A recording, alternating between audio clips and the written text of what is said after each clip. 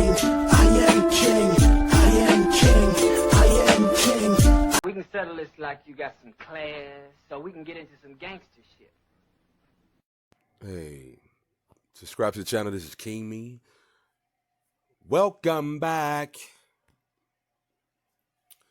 Hey, I ain't gonna lie to you. I work hard, but I love to play hard. I ain't gonna lie to you. I play even harder. But here's the thing about it is, I think I'm very successful, and there's a lot of things that come with success, and that comes with a lot of hard work. A lot of hard work. And that means, like, man, some days I go 7 days a week, no days off for like 4 or 5 months, you know. So there's no telling what kind of work ethic, hours I would put in or whoever.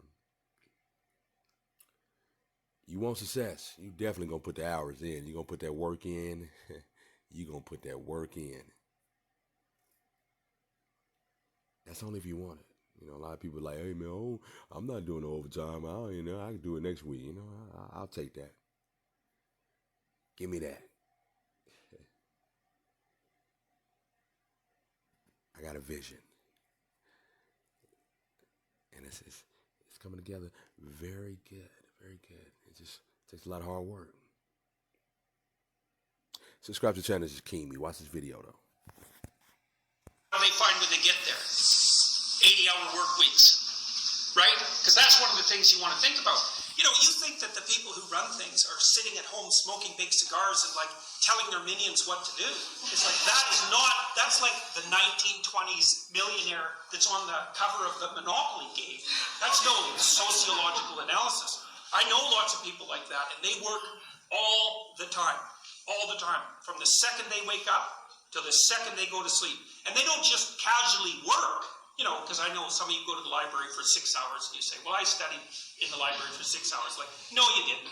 You studied for half an hour. You had coffee and you looked through Facebook and, you went home and you said, well, I studied for 6 hours and you're happy about it. But you know bloody well you didn't. Partly because you can't. I can only read for about 3.5 hours till I'm done. And I'm pretty good at it. So these people who are running things, there's corrupt people, obviously, but the vast majority of them first are self-made and second, they're so bloody efficient and smart, you cannot believe it. And they work 80 hours a week. And most of them happen to be men. And why is that? Because there are a small number of insane men who will do nothing but work 80 hours a week. And no matter where you put them, if you put them in the middle of a forest with an axe, all they would do is run around chopping down trees. So the issue isn't why aren't there more women in positions of power? It's why are there any men insane enough ever to occupy those positions? Because we also know, and the data on this is very clear, what's the relationship between money and well-being? Once you have enough money to keep the bill collectors from your door, so once you have enough money to stave off misery, which is sort of lower middle class, something like that in our society, maybe a little lower than that, extra money does not help you. It does not improve your life. So why bother with it? Well, that's what the women in the law firms think. It's like most of them, by the time they're in their 30s, are married.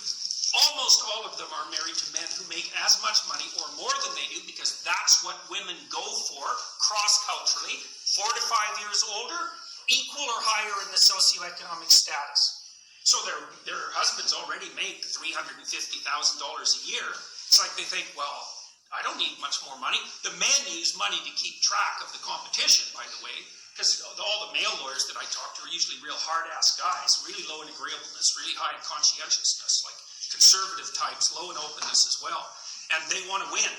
And the reason they care about their damn bonus at the end of the year isn't even so much because of the money, it's because they got a much bigger bonus than the other son of a bitch sitting beside them, and they're happy about that. So there's a real brass knuckles competition that drives these sorts of things. But we get things backwards so often in psychology and in sociology. It's not why there aren't more women in positions of power. It's why do any men want those positions?